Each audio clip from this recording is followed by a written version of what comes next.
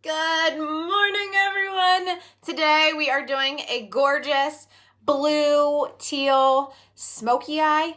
It's got some shimmer, it's got some mattes. It is absolutely beautiful. You can play it up, play it down, put a bold lip with it if you really want to be a showstopper, or just keep it with a nude lip. We are going to be using Addiction palette number 4 and just a few of my favorite must-have brushes along with it.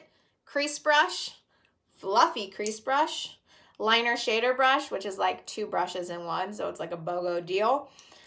I have my blending brush out just in case I need help blending, and a cream shadow brush. I am also going to be using some of the Behold setting spray on my brushes for intense pigmentation. Make sure to like and subscribe to my channel if you want to see more. And stay tuned. One thing I will tell you is if you ride the struggle bus when it comes to the outer eye, you can take a card, okay? Or you can take some setting powder and dust it along the outside. You're actually gonna see me do the setting powder trick on my video. Be prepared because it's pretty mind-blowing and it's pretty amazing. I can't take credit for it, but I can tell you that it changed my life.